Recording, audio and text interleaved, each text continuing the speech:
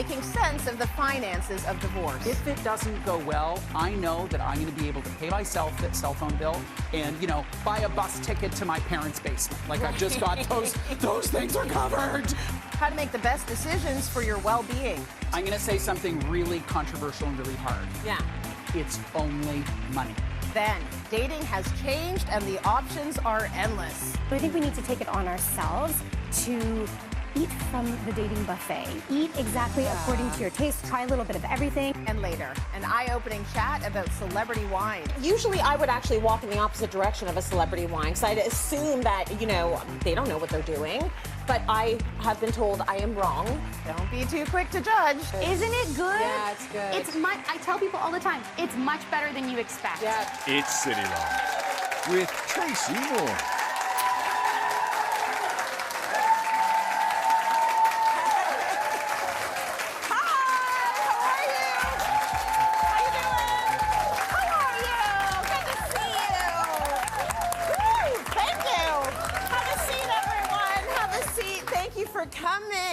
Welcome to Cityline, everyone. So it's the lead up to Valentine's Day, the day of love. We're cooking up a romantic dish for two. We're gonna sip some wines made by your favorite celebs, and we're gonna unpack the dating trends that singles should look out for. So I wore my heart dress and everything. Do you like it? My heart dress. Okay. But we're also going to talk about the other side, something that may feel a bit taboo around this time of year, the topic of divorce. Getting divorced or going through a separation can disrupt your life and your finances and create a lot of change in your personal situation, but a little help can go a long way. To help us manage the finances of divorce is Bruce Sellery. Hey, Tracy. Hey. We're never going to get divorced, right? We're gonna be friends forever. You and me forever and ever and ever and amen. But when I say the finances can make things really difficult when you're getting out of a situation that you've been in for, I don't know, however many years, it's a real thing. It's a huge thing. It's a huge thing. Money is a huge thing. So there's a lot to consider when it comes to money and divorce. Do you want to look at the different stages? I want to look at the stages, but before I do, I want to set some context here. Give us some context. And that is that divorce can be a traumatic event. Even if you want it, even if it's the right thing to do, even if you're on great terms with your former spouse, even if it's simple, it can be really traumatic. So when you think about all the mom and apple pie rules about personal finance, you need to just take a breath. Because if someone says to you in this process, you need to save 10% of your income, you're like, oh, wait a second, my future is unclear. I don't know what's happening. I am filled with rage and angst. I am not going to spend Sunday afternoon cash stuffing like they do on TikTok. And no, I will not file my taxes on time. So we need to have some slack. The person who's going through this needs to cut themselves some slack, and the friends and the family members around them need to remember what they're going through and cut them some slack in this area. I like that you started with that. It's critical. Give yourself some grace. Be very forgiving. You're going through a big disruption in your life, okay? Okay, so let's talk about the different stages of divorce. There's the before, there's the during, there's the after. And finances will be sort of a different story in all of those. All the way through. And I smile about before because two people could have very different perspectives in before. One person knows they've been secretly plotting, and the other person could be blindsided. Right. If you're the person, maybe not plotting, but this is kind of a thought you have, there are some things you can do to prep. So one would be to gather paperwork. There's going to be paperwork. There's financial statements. There's tax returns. A second thing is to check your credit score, because every individual is assessed by lenders, and you should know what that number is for you, because if you need to go and apply for an apartment or apply for a credit card, that's critical. Make sure you have a credit card in your own name.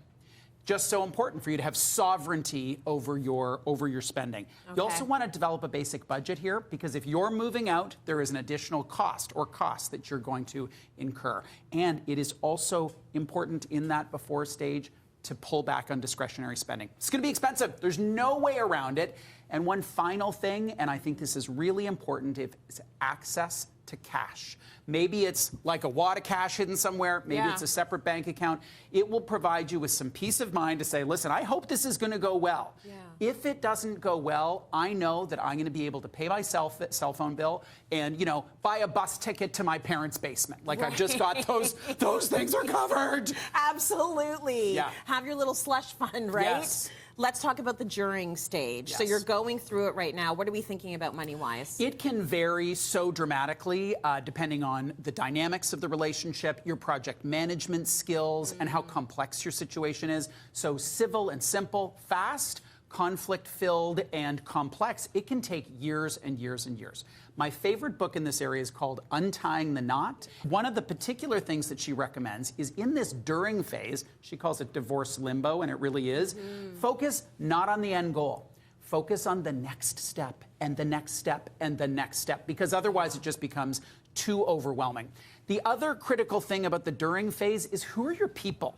And, you know, you think about your support group in lots of different ways. When it comes to personal finance, maybe it's a financial advisor, an accountant, a mortgage broker, something like that. You may have had those people in your marriage, and you may need different people now that that marriage is coming to an end. Okay, so the during might last however long it lasts. How are you budgeting for it? What are you doing? It is critical. You're doing the budget in the way that you would have done it before, but you're considering additional costs. So simply, that could be rent and food. It could be child support. So what's coming in, what's the income, and what's going out? And just having an awareness of how that is going to work is so critical. One of the most difficult decisions, ask anyone who's been divorced, especially if they've got kids, one of the most difficult decisions is the family home. And Lavalle's advice there is to really try to look at that from a financial perspective, because the emotions make that so muddy and so fraught and so complicated. And as you think about the emotional stuff, remember that there is upset and there is guilt, and spending from that perspective could dig you into a very, very difficult hole.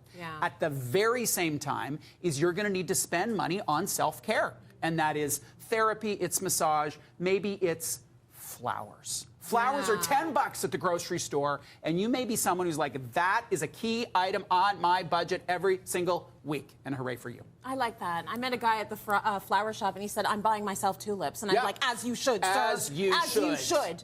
So the money part of a divorce can be wrapped up so tightly in the conflict itself. How do you separate that? I'm going to say something really controversial and really hard. Yeah. It's only money. And you have to hear that phrase in the paradox that it is, because literally it's only money. It's a tool. It's a tool to do stuff. And it can be fraught and filled with emotion. And for people who are dealing with this uncharted future, they're like, it's not just money. This is my ability to feed my children. But to the extent that you can live really in the reality of it being numbers on a piece of paper and minimize the amount of emotional charge, that's going to be better for you and for everybody else. Now, it's a negotiation. Divorce is a negotiation. No one gets everything in a negotiation. Money's not a great way to have vengeance and control manifest in that. It's fraught. It is, and it's hard to make it not tiptoe into that. The after is when you are writing your next chapter, so hopefully that looks good. Hopefully it looks good. It's a fresh start. It's the basics. It's insurance and budgeting and starting to plan for this new future that you're creating for yourself. Well, while we plan for the future, we want to talk to a couple of our Cityline experts who have been through the process. So Julie Miguel and Alana McGinn, come on in. I'm so excited to have you be part of this conversation. So I want to ask you this. Which part of your finances did you struggle with the most? Julie, I'll start with you. Or which phase did you think was the hardest? The during was definitely the hardest. And he said something, it's just money. And that's the hardest thing for me. And I didn't budget for the legal aspect of it. I wanted to get every penny I was owed, and I would not let go. And that it was very expensive. Lawyers are very, very expensive, and I'm not that much farther ahead. So something that I learned is that, you know, we only have one mind, one body. You can't replace that. And it should never, our physical and mental health should never come at the expense of gating a little bit of money. So you had to cut your losses at some point and be like, I need to put myself first. Yes, absolutely. I would have been the worst friend advisor for you. Get every penny. me. Yeah. Keep going. Yeah. Be like, I'm dying inside. Right. So you have to stop at some point. Yes, absolutely. Okay, Alana, talk to me about the scariest part about deciding to have this divorce. Was the finances. You know, I remember the moment standing in my kitchen and thinking, okay, you are going to be a single parent. This is happening, and you are going to have to provide for yourself and your kids on a single income. In a time where a single income is very hard, a double income is very hard. Yeah. So, that was the 100% the scariest thing. And Yeah. for you, in terms of who's managing the money, your ex is a financial advisor. Right. So he Yeah. always, I mean, this is no fault of mine or his. Yeah. That was just our marriage. He always handled that stuff. So financial education for me right now is huge. I mean, I learned as I went throughout the divorce. I mean, the divorce, you're learning so many things, and then having to also learn proper financial education was a big deal. So Yes. just like what you said, you know, gather your team and every step forward, and I will never make that mistake again. I think it's important to acknowledge there is a gender dynamic here. So women and men have a different reality. There are different strengths and weaknesses, and let's just call it what it is. And so my call to action for women walking this path is to really do everything you can to have agency, to lead, to overcome a lot of the negatives out there that are there just because of the gender that you were. Big Yeah. conversation I'm having with my daughters. Well, Thank you. those two they're in control now. You should be talking to me. Like, I need to get on top of things, right? you I need do. to get on top of things. So thank you, Bruce. Thank you, Julie. Thank you, Alana, for the conversation. We're going to keep it going. Alana and Julie will be back to talk about divorce first. Stay tuned for that. Stay with us. Coming up, starting over after a divorce. Just kind of ripped the Band-Aid. Went to my first wedding by myself. I went to events. I hung out with friends as much as I could. I just did that, even though it was very weird for everyone around me.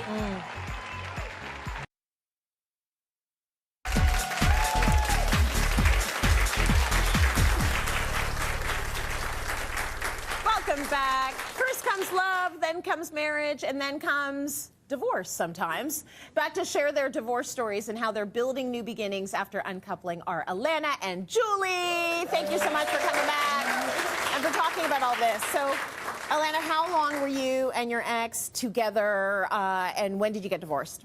So we were together for 20 years, married for 15, and we separated in June of 2022. So not Okay. yet divorced, separated. Right, you're still Yes. in your during right now. Jules, how about you? We were together for about 17 years, married for almost 10, and separated. I'm officially divorced and separated for, this is my 6th year. You said it with like so much happiness. Now divorced. I'm officially divorced. It was a long process. Yes. It was a very long process. We're going to get into some of that in a second, but I want to start with you, Alana. Tell us the first time you thought to yourself, you know what, I don't think this marriage is going to make it. You know, I mean, listen, the writing was on the wall for a while, and it just got to a point where my kids were getting to an age and older where I was realizing that we were modeling a marriage that I didn't want them to think that that's what marriage was. Nor did I want, you know, I just take a step back and think, is this a marriage that I would want for my children? And it wasn't. And so then I had to take another step back and think, well, why is this a marriage that I want for myself or for my ex, you know? For both of us. So it was at that point where I knew, you know, a decision needed to be made, for sure. I don't know if you've heard about the peel the orange test, but it's like, would your partner peel an orange for you? And this is supposed to be some sort of litmus test, like, do they care about you? Do they like you? Yeah. Was there a moment like that at any point in your marriage where you're like, this guy's not peeling my orange? You know, I mean, listen, I wasn't peeling his orange either. Right. You know what I mean? So Right. it got to the point where, you know, we could throw around the word love. Sure, of course, he's the father of my children, but it's like, do we like each other? You know, is there that respect there? I think the word respect often needs to be more discussed in marriage, because you can say you love someone, but do you respect them? And that was missing on both sides, for sure. Okay, fair. Julie, let's talk about sharing the news, which I'm sure was daunting. What was it like sharing the news of your separation and your divorce with your family and your friends? So we were together for such a long time, and my ex didn't really like sharing when we were having issues and everything like that. It carried a lot of shame. So I didn't share any of the issues we were having. So when we did, you know, separate and we were ready to tell the news, I told the news. My family was shocked. Like, they had no idea what was going on. They had no idea. And I come from a very traditional Italian upbringing where you don't get really divorced. You just work it out, and you just live unhappily forever and ever. Yeah. So they were shocked, and I was exhausted because I was constantly just explaining myself. So it was a very daunting process. Did you ever like duck out of those family events, like just to not have to spend all that emotional labor explaining to people? No, I didn't. I was very much, I wanted to move on. So, and I just kind of ripped the Band-Aid. Went to my first wedding by myself. I went to events. I hung out with friends as much as I could. I just did that, even though it was very weird for everyone around me. It was very weird. Like, it's a grieving process for everyone, you know? So, so I did those things, and it got me to where I am today. Like, it made things more and more comfortable as I did them. Okay, there's no real rule book for how you're supposed to do it, right? No. You just got to really test the waters. Did either of you feel, and I'll start with you, Alana, like you failed because your marriage ended? You know what? I didn't. And I have a great tribe around me. And one of my girlfriends who went through divorce said to me right in the beginning, she said, never let anyone feel like you failed, because you know what? Look at it. You had a great run. I had a 15-year marriage. I have 3 amazing kids out of that marriage. I can't look at it with any regrets just for that reason alone, you know? So where my concern was is I come from a family, you know, my parents are married 50 plus years, and like Julie, I kept a lot of stuff in. So it was a bit of a shock to people, and I was really worried about disappointing them. I actually thought to myself many times, and I've heard a few other people say this, you know what, I'm just going to stick it out until my parents are gone, because I was so worried about telling them, and would I disappoint them, and you know, divorce isn't really in my family. Thankfully, I didn't, for many reasons, but one, I mean, my parents were my biggest rocks through the whole thing, so yeah. One thing I think about when it comes to ending a relationship, and it could be a marriage, it could be a friendship, but like, for instance, one of the bridesmaids I had in my wedding was such a close friend, and she isn't anymore.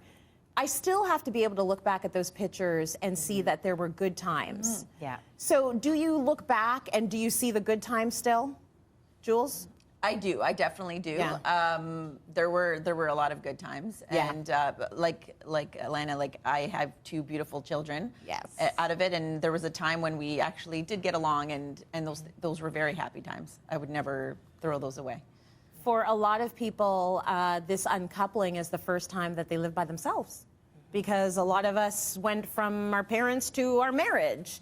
This was the case with you, Alana. Yeah. Talk to me a little bit about that transition. How was that for you? It's going really well, Tracy. So yeah, I mean, same. I, you know, live with my parents and, you know, moved in with my ex. I've never lived alone, and it's still very new for me. It's only been a few months, but it is lovely. The kids, my kids are great. My kids are older, you know, 3 teens. So the transition for them has been, I think, a little bit easier because of that. But I love it. You love it. I do love Are you it. leaning against the counter and having a sleeve of crackers with peanut butter for dinner? I can. Whatever I want. Anytime you want. Me and my that's a dog. beautiful It's great. thing. Yeah. Do you feel like a different person, Julie, now than you did when you were in your marriage?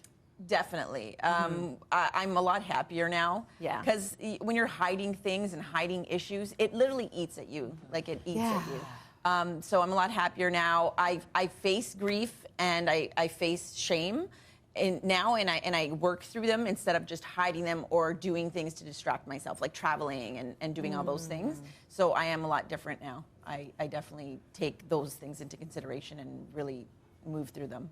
Talk to me a little bit about community support, finding your village after a divorce. Have you found your village, Alana? Thank God for my village. I mean, my friends' support was amazing. Like I said, my parents were great.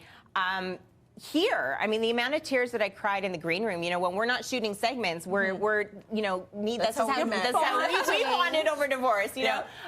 Your team, I mean, you find support in places that you wouldn't think you would, and you need it. And I'm not one to really ask for help or reach out, and I asked for a lot of help the past 2 years, and You feel less alone when you're talking to other, like, okay, I'm not the only one going through this, you know. And you have your community, you have your village, you're in a new whole blended family situation. Oh my gosh, yeah, my life is completely different now. I moved in my partner and his 2 kids, so like my house is just full of love, and it's like beautiful, and I love it, and it's a dream come true. That's so good. I like the fact that magic happens backstage. Oh, so much magic happens There will be backstage. experts that meet each other, and then all of a sudden it's like they're in Italy. Yeah. They're going on trips together. We should totally do that. Yeah. This is magic. It happens back there. It happens in our audience. Let me tell you, there's lots of good energy here. So thank you so much for being so honest.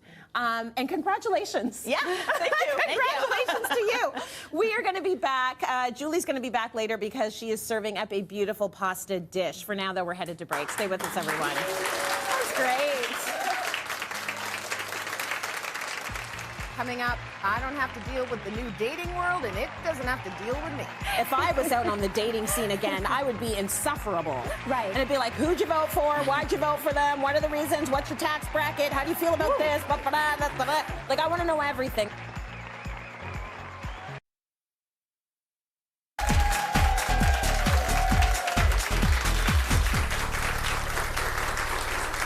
Welcome back, my friends. Whether you're looking for a serious relationship or just a bit of fun, the dating world can be tough to navigate, and I've heard this from the audience as well. So here with a roundup of trends that will influence dating in the year ahead is Dr. Jess O'Reilly. So good to have you, gorgeous. Happy to be here. Talking So dating. happy to have you. Yeah, so how is the dating landscape changing? Well, number one, nobody's ever going to say it's good. Right? Yeah, If you talk to anyone no. who's dating, they're like, it is the worst. Right. But I think that with some of the trends that we're going to talk about today, what you'll see is that there are more options than ever. And so I think we need to take it on ourselves to eat from the dating buffet. Eat exactly according to your taste. Try a little bit of everything. Yes. And then figure out what works for you without having to eat what everybody else is eating. Okay, well, as soon as you call it a buffet, I'm in. You're in. Yes, I am invested. So, we're hearing about NATO dating. NATO makes me think of geopolitics, but I don't think that's what we're talking about. What does this mean? Thank goodness, no. So we're talking about not attached to outcome dating. So the idea of dating for the experience, being more present and in the moment, not running through a checklist of whether or not this person meets your standards, but just seeing where it goes. Maybe it leads to something casual, maybe it leads to a friendship, maybe it leads to a long-term relationship. So this isn't for everybody, right? Yeah. And I'm seeing this kind of led by two cohorts, and there's two cohorts that are strong in the dating scene right now. Yeah. People post-divorce who just want to kind of try it out and see where it goes, and then younger folks who maybe don't feel the pressure of a timeline. And I love this dating style because it takes you away from the escalator of feeling as though I must get from this to that to the next, move in together, have kids, all those things. So at least you don't have that expectation, which maybe might make your dates better. Like, I would be terrible at this. Okay. I already know that. But what do you think, audience? Would you do the NATO dating? Do you think a yay or a nay? Yep, lots of thumbs up out there. Oh. Good. Listen, I love it for you. Yeah, yeah. Not who I am. Yeah. Okay, talk to us a little bit about throwback dating. Throwback dating. So I think we're all seeing this. People who maybe have gotten back together with an old high school friend, maybe a fling, maybe the person who took you to prom who was just a friend at the time. Yeah. And so I love this. And I'm thinking of dozens of couples who have reconnected after 20, 30 years. And it's so cool because you often share an old network, you have history, you were already friends and you know a little bit about each other, you might know one another's families. And we have research showing in friendships that it can be very hard to make a new friend. It takes hundreds of hours to make a close friend. And so we often encourage people to try and reconnect with old friends. And this isn't about going back to exes, but I think there's value in reconnecting with people from your past. I think everybody knows somebody, Why right? not go back to exes? Is that wrong? Okay, it's not. What if you've grown and evolved and you're different people? Perhaps, but oftentimes what we see is people get into this thing that we call cycling, where you break up, get back together, break up, get back together. Yes. If it works for you, do it, Yes. but generally cycling has a negative psychological toll on folks. I could see that. Okay, throwback dating. What do y'all think of throwback dating? Oh, you're giving it a big thumbs down! Got experience. Oh, I wonder if there's a story there. We'll be talking during the break. It seems like a good thing. Next up, we have LABT. What does this stand for? All right, and beautiful acronym, LAPT.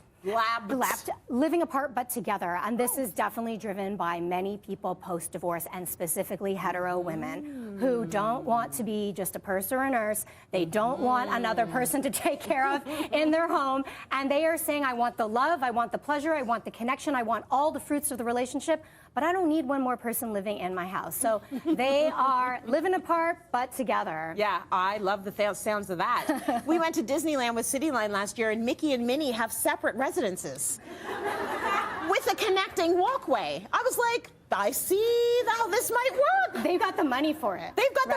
the money for it. Okay, yay or nay? What do we think of LABT?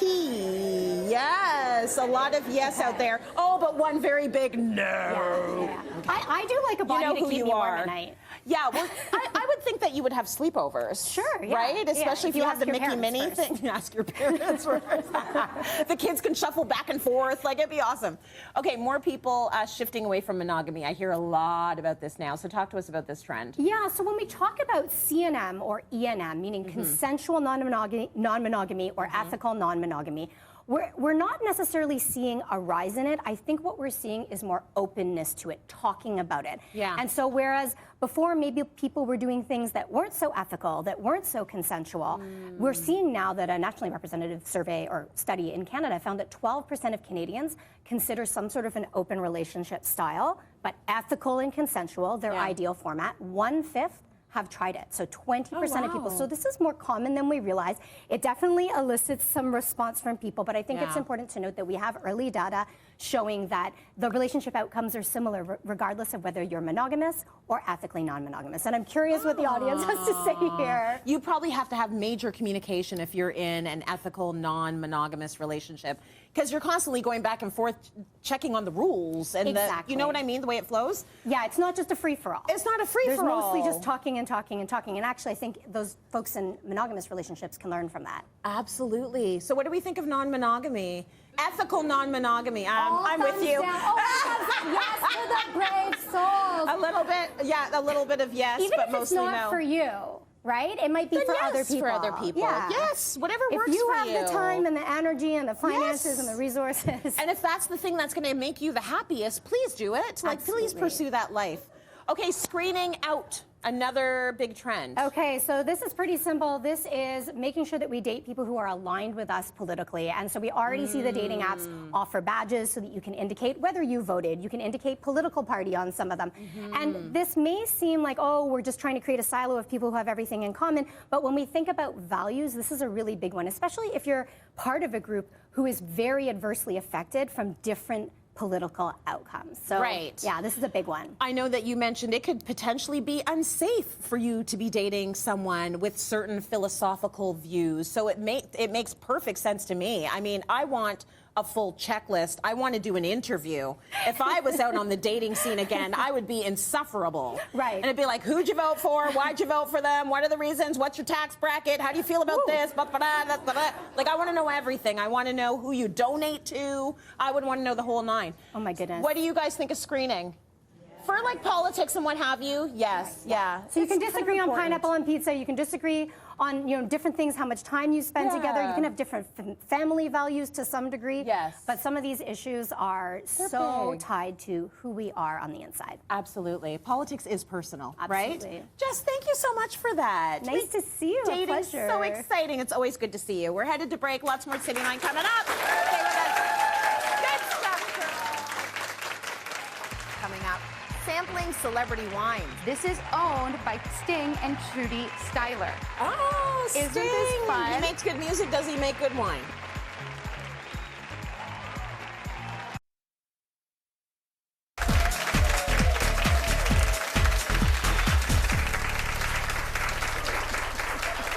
Welcome back.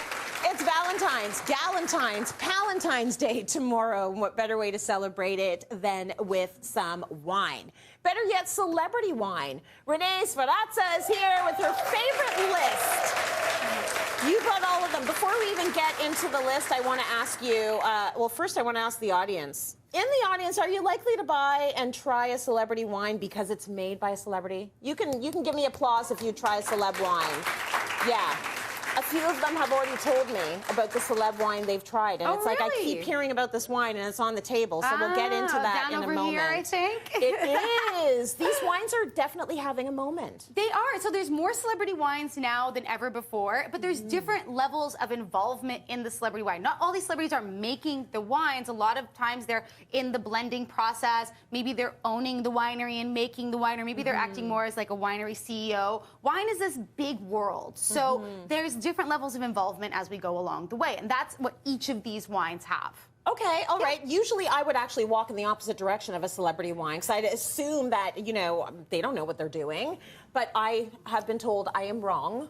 So let's start with celeb. I wouldn't say that you're wrong. I am wrong. I would say we don't want to go right or wrong. We want to give everything a chance. Give it a chance. Give it a chance. Give it Even a though it's made by a chance. celebrity, if you might have a preconceived notion, let's give them all a chance equally. Well, I want to give this a chance. Yeah, let's give Whose this wine a chance. is this? So this is the In Vivo X SJP Sarah Jessica Parker's Sauvignon Blanc. There we go. We love a Sarah Jessica Parker moment. So I want you to give this a good smell and a taste. I'm going to tell you more about it. So In Vivo, the people behind it is actually Rob Cameron and Tim Lightbourne. They've made wine with Graham Norton before. This is good. Isn't it good? Okay, so the fun thing about this is Sarah Jessica is part of the blending process of this wine. I actually got to interview her a while ago. They give her about 100 to 200 different samples, and her palate, she likes oaky Chardonnay. So this is not a quaffable New Zealand wine. There's some skin contact oak in there. It's really alive. fun. It's like really refreshing. It's lovely. I'm going in for another. Going for another one. So this is it perfect because this benefits from her palate. Now we have a more complex wine, and that we see her notes right in there. Very good. But not all celebrity wines are like this. Some of them are a little bit more rigorous. So this is the the Francis Ford Coppola Sophia Rosé. Give that a taste and a smell. This is a blend of Pinot Noir and Grenache with a touch of oak on it. It's from the Francis Ford Coppola winery, and this is a winery that I think of when do you think of a celebrity being involved in the winemaking process? Yeah. So this wine is named after his daughter Sophia, who's also a director. She just finished Priscilla. Yeah. Francis Ford Coppola directed Apocalypse Now and The Godfather. He has winemaking in his family, so he wanted to start this winery. Okay. Now he lives as a vintner. He actually has made more wine than his directing credits. Ooh. And he's bought some really great properties like the Nabob Mansion in Napa. You also have the Chateau Souverain in Sonoma, where they make their diamond collection. So it's a bit more involved. It's good. Isn't it delightful? It's good. It's dry. Yeah, I like it. It's dry. It's bright. Yes. And now we're going to go to Italy for our next one. This is the When We Dance Chianti Classico by Il Pelagio. This is owned by Sting and Trudy Styler. Oh, Sting. Isn't this fun? He makes good music. Does he make good wine? Well, give it a try. I find this wine, it's a mainly Chianti, mainly 100% Sangiovese, and it is a really beautiful, romantic, smooth wine. I used to sell this a lot when I was working in restaurants because Sting is the background of it, and Il Pelagio has only been owned by 3 families, including them. They've actually pushed the wines to be better, biodynamic, organic certified, really lovely. So it's benefited from Sting and Trudy being there. Very nice. Amazing. Wow, I am being proven wrong left, right, and center. I know. And now we're getting to the one up. you had to try. This is the ones you have to try, right? Oh my God, Snoop. The Snoop wine. That's all I'm hearing about is the Snoop wine. So first, this is 19 Crimes, Martha's Chard, and Snoop Dogg's Cali Red. I want you to try Martha's Chard first, okay? And I'm going to tell you a little bit more about it because it's Snoop Dogg that kind of started this project and brought Martha in on it. They have their wonderful friendship together. So he was really captivated. I know, right? He was really captivated by 19 Crimes, them putting the British criminal labels on the front because it's an Australian brand. So the blend for the red is actually a Petite Syrah, Zinfandel, and Merlot. And then for Martha's Chard, he brought Martha into this. She really wanted to create a Californian Chardonnay, but both of them are actually part of the blending process. She was very particular with. Good. Isn't it good? Yeah, it's good. I tell people all the time, it's much better than you expect. Yeah, it's so delicious. much better than you expect. So she was very particular with the blending process. She wanted to create a crisper, leaner Californian Chardonnay. Is that what you got from that? Absolutely. It's a Californian Chardonnay. But it's not like overly oaked. Yeah. And then for him, he really wanted to go for something juicy, fun, refreshing. He pairs this with the cookbooks, the recipes in his cookbooks, which she helped him get into, which is really funny. And then they might end up making a wine together. These besties? I know. What a great business deal. You can tell. They're just hanging out in a back room having fun. They really are. Those two, they're having living life fun. right. They're living life. Renee, thank you so much for that. you. Good information, and I have definitely been proven wrong. If you want to buy these amazing celeb wines, you can click the link below to shop the show. We got a QR code right there if you've got your phone, and we'll take you right to where you can buy it. For now, we're going to break. Stay with us, everyone. So good. Coming up, nothing says Valentine's like a romantic dinner for two. Yes, this is one of my favorite date night dishes. Nice. And the reason is there's a lot of prep work that goes into the mushrooms, so that's why I like it, because you can do it together.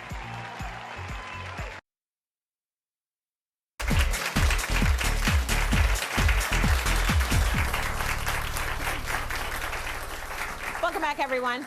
So I drank the wine. I loved it. It's time for some food. Yes. I think I need some food. So Julie is back to show us a delicious meal for two that you can make together with your loved one or even like a bestie. Yes. But this is a meal you like to make at home with your partner. Yes, this is one of my favorite date night dishes. Nice. And the reason is there's a lot of prep work that goes into the mushrooms. You have to clean them, destem them, and cut them. And then there's lots of herbs that you can prep together. So that's why I like it, because you can do it together. So the recipe is? So this is mushroom pappardelle. A mushroom pappardelle, yes. And I want to know, are you the bossy one? Because you cook, so are you bossing him around in the kitchen? He's definitely my sous chef, although he does love to cook, and he's always asking where he can help, which I love. I love that, too. Right? Very good. Just help me. Just help me. Yeah, just don't tell me what to do, just help me.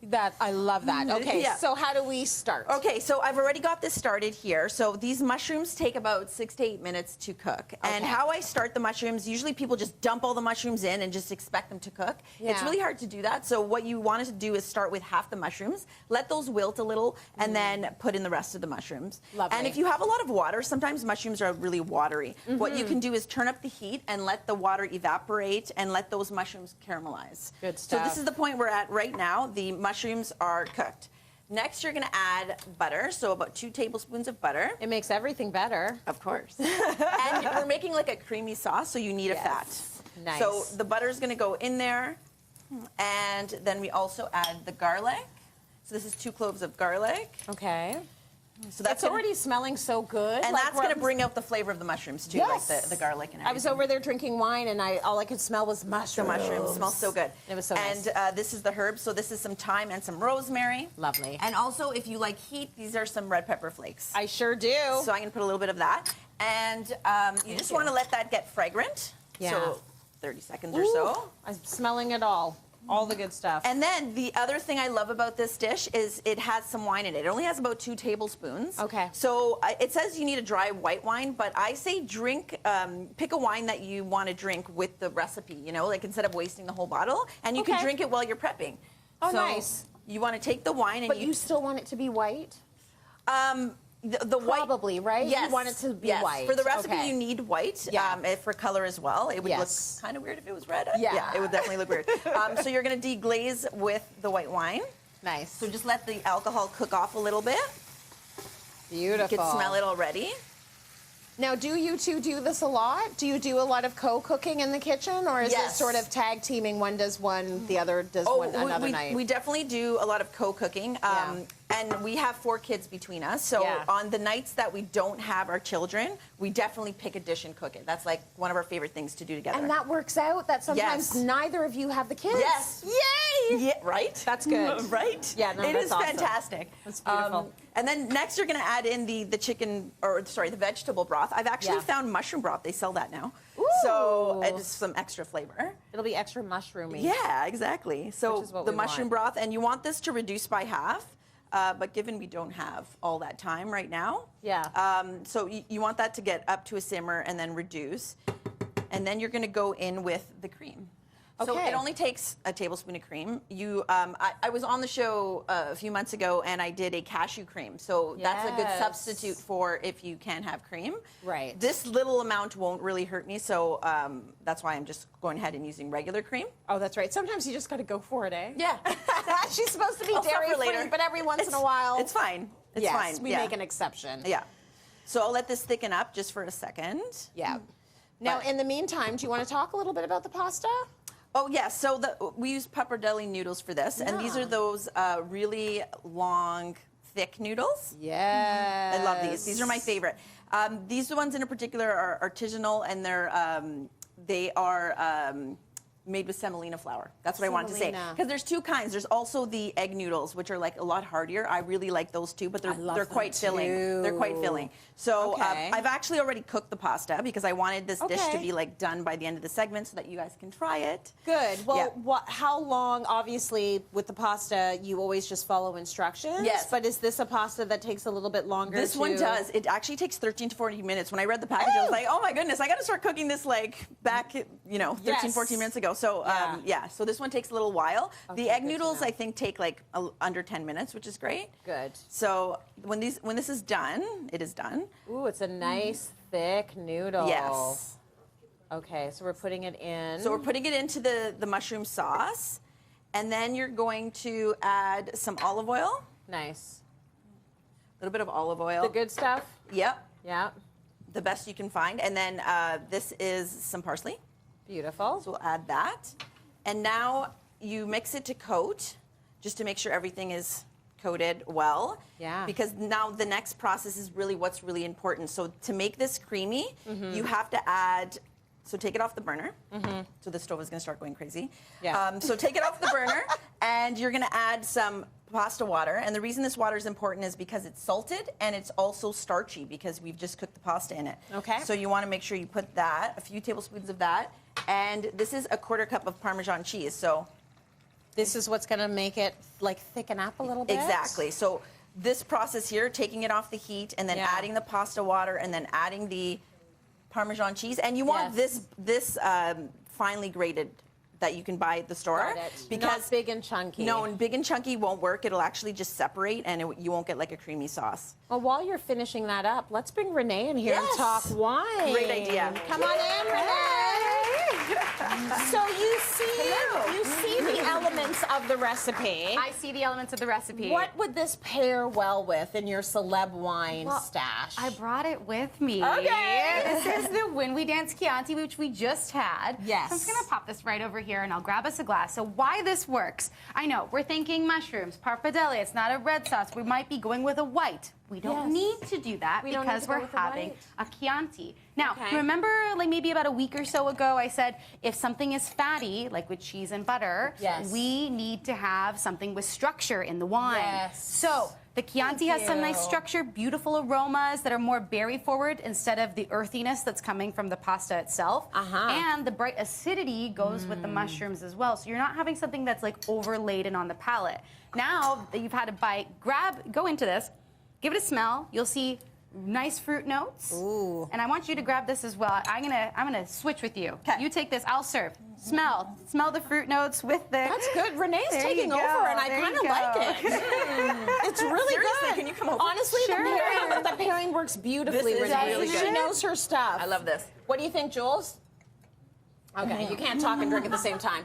Thank good. you. Thank you for the beautiful recipe. Thank you for the beautiful wine. They go amazing together. Catch the recipe on Cityline.tv. Thanks to both of you. We're going to go to break. More coming up. Stay with us, everyone.